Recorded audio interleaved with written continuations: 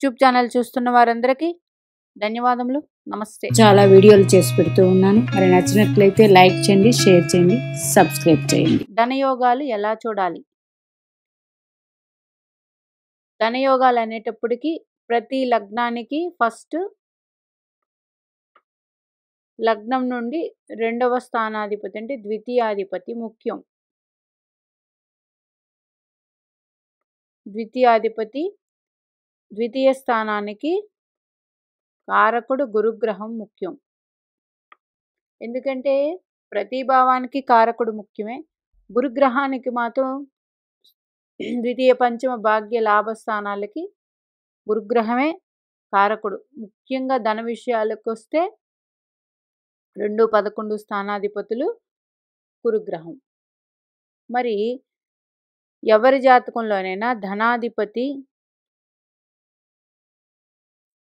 గురుగ్రహం కలిసి ఉన్న వీరికి దృష్టి ఒకరి మీద ఒకరు ఉన్న నిరంతరం ధనయోగాలు అనేది ఉంటాయి. అయితే ధనయోగాలు అంటే మనం ఉద్యోగం చేసో వ్యాపారం చేసో ధనం సంపాదిస్తాం. ఎంతవరకు ఉన్నదండి మరి జాతకంలో రాజయోగాలను చూసి తేల్చుకోవాల్సి ఉంటుంది. ఇంకా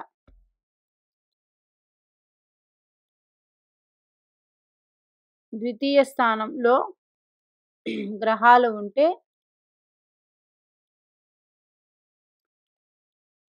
ఆ గ్రహాలు ధనయోగాలను ఇస్తాయి.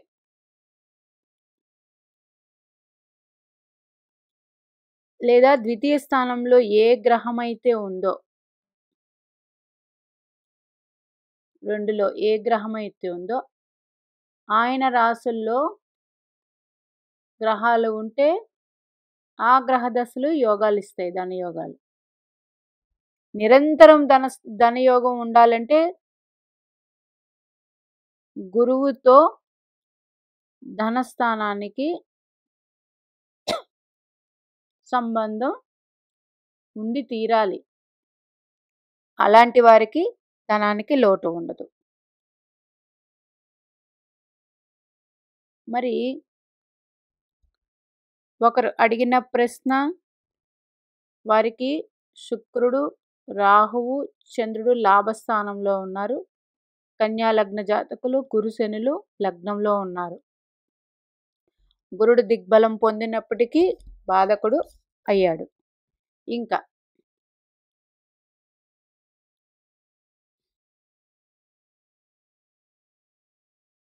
ప్రజెంట్ వారిది శుక్ర మహర్దశ. 81లో పుట్టిన వారు ఈ జాతకం. ఈ శుక్రుడు కన్యా లగ్నానికి ద్వితీయాధిపతి, భాగ్యాధిపతి అయ్యారు. అంటే యోగాన్ని ఇస్తుంది. అయితే ఈయన లాభస్థానంలో ఉన్నారు. లాభంలో ఉన్న గ్రహ దశలు 100% యోగాన్ని ఇస్తాయి. అయితే లాభాధిపతి రాహుతో కలిసి ఉన్నారు అక్కడే. అంటే చంద్రరాహువులు ప్లస్ శుక్రగ్రహం ద్వితీయాధిపతి కలయిక. షేర్ మార్కెటింగ్ కానీ లేదా ఏదైనా ధన సంబంధమైన వ్యాపారాలు చేస్తే కొంచెం ఇబ్బందులు ఉంటాయి వీరికి. ఎందుకంటే 3, 7, 11 స్థానాధిపతులు అంటే కామ త్రికోణాధిపతులు రాహుతో కానీ కేతుతో కానీ కలిసి ఉంటే ఊహించని విధంగా వారికి ఆలోచనలు విపరీతంగా వస్తాయి. ఇది చేయాలి, అది చేయాలి అలా అని. అయితే మరి రాహువు బలంగా ఉండాలి. ఒక వ్యాపారం చేయాలన్నా, ఒక షేర్ మార్కెటింగ్ చేయాలన్నా ఒక వడ్డీ వ్యాపారం ఏదైనా సరే. రాహువు జలతత్వంలో ఉన్నారు. అంత కంఫర్ట్‌గా లేరు. లాభస్థానంలో ఉన్నారు, అది మంచిదే. కానీ జలతత్వపు రాశిలో ఉన్నారు. లాభాధిపతి అయిన చంద్రుడితో రాహువు కలిసి ఉన్నారు. అందువల్ల జాగ్రత్తగా ధన విషయంలో ఆలోచనలు తీసుకుని ముందుకు వెళ్ళాలి మీరు. లాభస్థానంలో గ్రహాలు ఉంటే ఒక యోగమే ఆ గ్రహ దశలు వస్తే. మీ జన్మ జాతక రీత్యా కూడా శుక్ర మహర్దశ వచ్చింది. ద్వితీయాధిపతి భాగ్యాధిపతి దశ. ఇక్కడ ద్వితీయాధిపతి దశ అంటే అంత యోగాన్ని ఇవ్వదు. భాగ్యాధిపతి కూడా అయ్యారు కాబట్టి శుక్రుడు యోగాన్నే ఇస్తారు.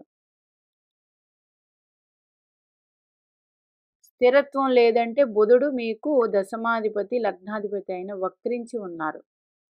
బుధుడు ఎప్పుడైతే ఎవరి జాతకాల్లో అయితే వక్రత్వం పొంది ఉంటారో ఒక జాబులో స్థిరంగా ఉండరు వీరు. అందువల్ల ఇబ్బందులు వస్తాయి.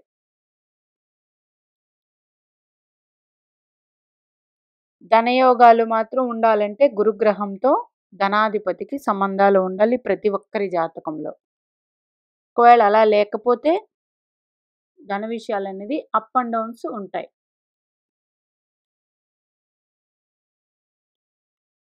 అప్ అండ్ డౌన్స్ ఉంటాయి. అందువల్ల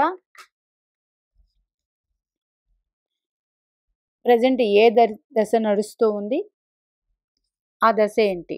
మీకు 4వ దశ నడుస్తూ ఉంది. 4వ దశ క్షేమ దశే, మంచిదే.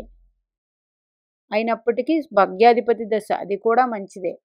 కానీ ఏదైనా వ్యాపారం చేసినా వృత్తిలో ఉన్నా సరే ఆలోచించి నిర్ణయాలు తీసుకోవాలి. ఎందుకంటే చంద్ర రాహువుల కలయిక, అది కామ త్రికోణాధిపతితో రాహు కలయిక కాబట్టి అంత గట్టిగా అయితే మాత్రం మీరు చేసే పనుల్లో సక్సెస్ ఉండదు. ఆలోచించి చేసుకోవాల్సి వస్తుంది. మరి ఇప్పుడు శుక్ర మహాదశ జరుగుతుంది కూడా. శుక్రుడు పుష్యమి నక్షత్రంలో ఉన్నారు. ఈ పుష్యమి నక్షత్రాధిపతి పంచమాధిపతి, షష్టాధిపతి అయ్యారు. 2 భావాలకి సంబంధించి ఈ శుక్రుడు మీకు అందిస్తారు.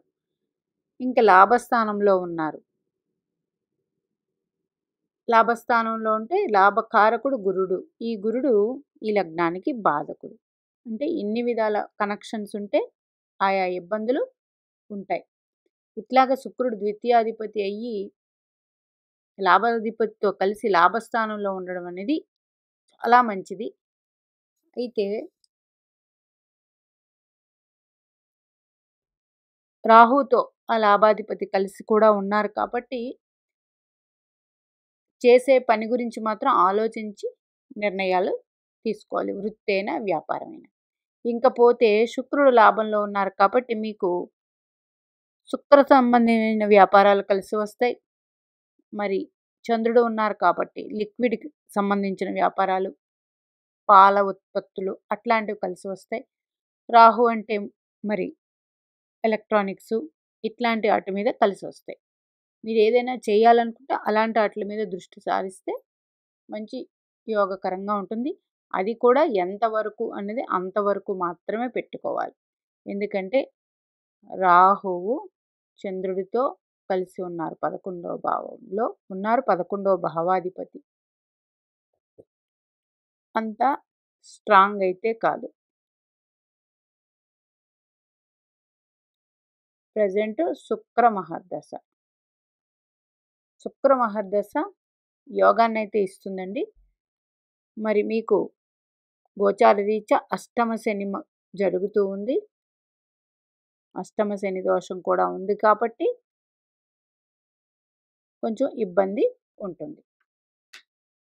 మీనాక్షిదేవి ఆశీస్సులు మనందరి మీద ఉండాలని కోరుకుంటూ నమస్తే.